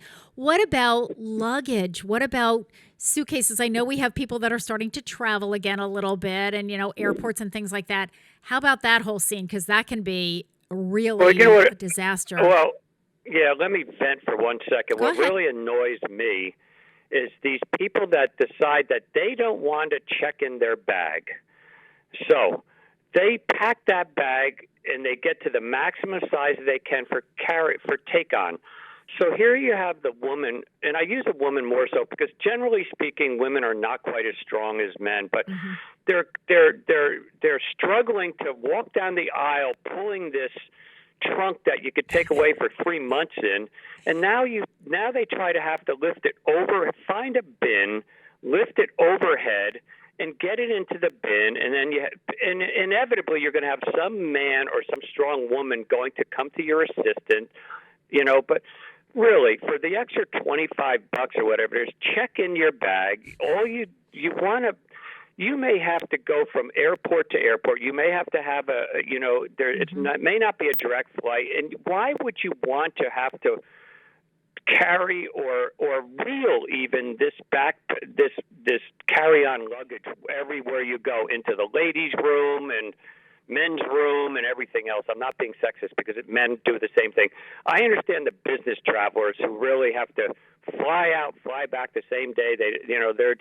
They're on a mission. Well, but you know what, though, Gareth, they're flying in and out the same day. Yeah, exactly. They don't have to bring a lot. But I think to your point, Gary, I mean, a lot of luggage nowadays is on wheel. You can get it on rolling wheels, and most people have that. But I think to your point, Gary, that whole exercise of having to lift this awkward suitcase over your head because you're getting it into an overhead bin. But you talk about a recipe for injury, to me, that is like a back strain or muscle strain or, headache. And the other thing is you got to get it out of there without having it fall on your head, your shoulders, or somebody who's sitting around you. Right. So, yeah, I appreciate your venting because I think you've got some really valid points there. Right. And you know what? Again, I realize that, and some people are on certain fixed incomes and things, and they're feeling that, I could save $25 a bag to check it in. But you know what? It's worth it to you rather running the risk of hurting yourself and, But you know what, Gary? I would also go back to what you said before, Gary, which is look at what you're actually packing and look at where you're going. Are you staying someplace? I mean, you and I have talked about this. When we go up to Maine on vacation, we stay with my brother. My brother has a washer and dryer. I mean, it's not like I don't have to really pack enough clothes to change every day of the week. Sometime in midweek, we can do laundry. So are you going someplace where, you're staying with family or friends and you got a washer and dryer? Don't pack as much. And the other thing is find out ahead of time, what are you going to be doing when you're there? So, do you need to bring dressy clothes? If you don't need to bring a dressy, don't bring them. Do you, and choose outfits where you can wear the same pair of shoes with several different things, so you're not packing 5 pairs of shoes. So, I mean, I think part of it is not just, how you pack, but what you're packing, and really, trying to get it down to what's necessary. So you don't have to use those big suitcases, as you call them, Gary, the trunk, where it looks like you're moving in for a month and a half. Right. International travel bags are huge, but you're going to Europe and you're staying for a week, 2 weeks, 3 weeks, whatever it is. Well, you don't need those to travel for a long weekend because you have 14 pairs of shoes in there. Really be smart about it more than anything. And I am the pot calling the kettle black. Historically, I overpack. And up in Maine this past summer, I said, Teen, I'm going to write down exactly what I wore and didn't wear, because next time I'm going to say, okay, not 4 pairs of cargo shorts, 2 pairs. Right. No jeans. I'm going to wear 4 T-shirts. Whatever it is, just to lighten the load. Yep, absolutely. I love these young kids who will take a week's worth of clothes with them in their backpack. Yeah. I'm thinking to myself, how do you do that? I mean, it's amazing on what I remember when I had a friend of ours visit me in the Dominican for an overnight, or even she had to travel quite a distance, and she had a little backpack in her, and she had whatever she needed in there. Yep. She just she was a minimalist. She was a minimalist, took what she needed.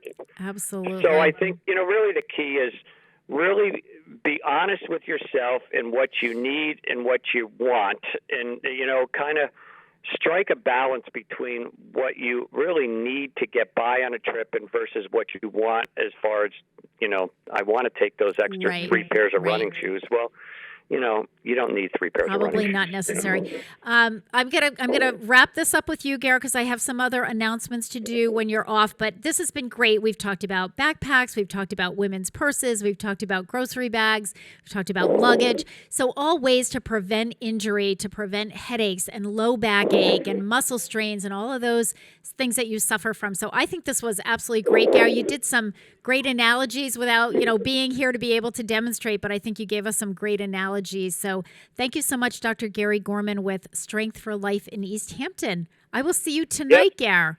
Okay. All right, Dean. Thanks. Have a great day. Bye, you Dean. as well. All right. So a couple more announcements here for our Channel 15 viewing audience.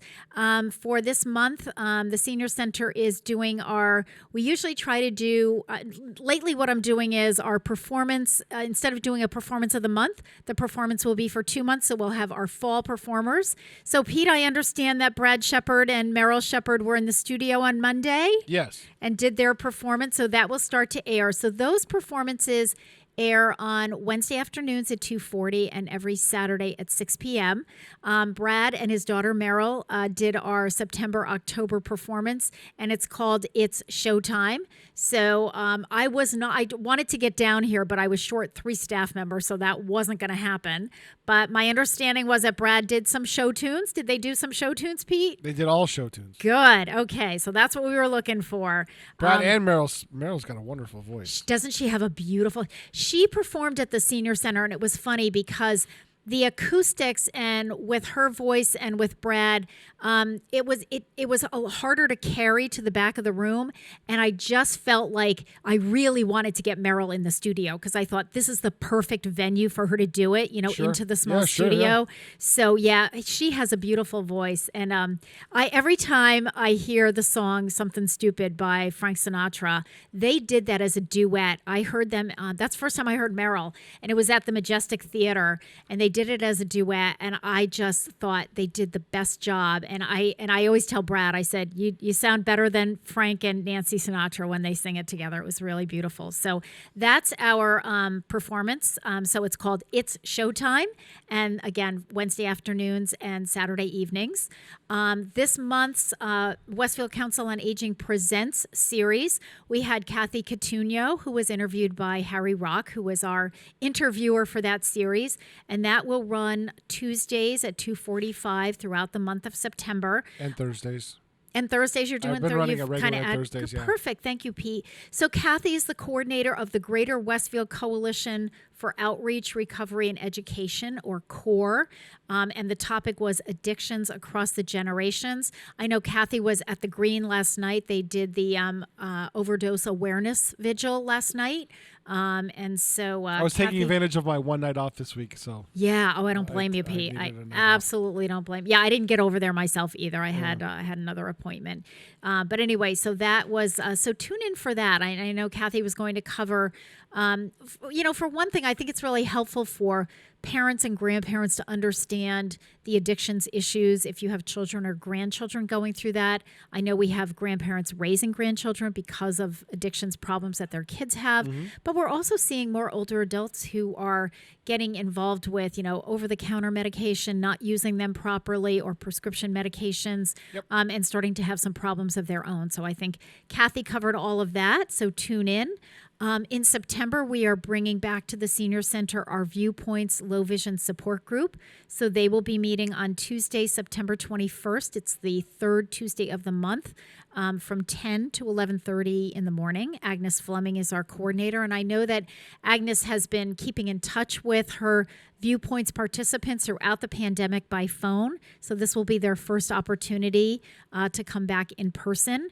My side-by-side group, also a support group, we started meeting. We meet on the fourth Friday of the month in the morning. We have changed the time from 9 to 10:30. We are juggling rooms around now with our room capacities. We are only allowed a certain number of participants in each room, so we've had to change some of the scheduling a little bit. But we had a really, really great side-by-side meeting this past Friday. We'll be meeting in September on the 24th. And bingo. We are bringing bingo back on a weekly basis beginning this month. So I know that's going to make my bingo folks happy. So bingo will be every Friday now from 1 to 2:30. We'll be doing our regular bingo as we have done. You can purchase a maximum of 4 bingo cards. Cards are 25 cents a piece. But on the last Friday of the month, we're going to play gift card bingo, which is what we've been doing this summer. That's a freebie. Everybody gets 1 bingo card, and we have a sponsor for that each month. And the winners get a $5 gift card to a local business. So we've been having a lot of fun with that. Cool. So lots going on. Please get your September copy of the Voice of Experience newsletter. And as we begin our 4-day-a-week curbside cuisine, we are starting it off with a bang. Curbside cuisine today is George's meatloaf with gravy and mashed potatoes. The perfect meal for getting ready for this, big storm that's going to come in, that, the remnants of Ida that we're going to get tonight. So call us up between 8:30 and 9:15 to order your meal for today, and hope to see you between 11 and 11:30 when we do curbside distribution. We will be back next week. We have Dr. Sunny Shukla will be with us from Bay State Noble Hospital. He is head of the ED department there, the emergency department there. He has some exciting news about a new certification they've had. So we are hoping that he will join me in studio. So we'll see you next week. Have a great one.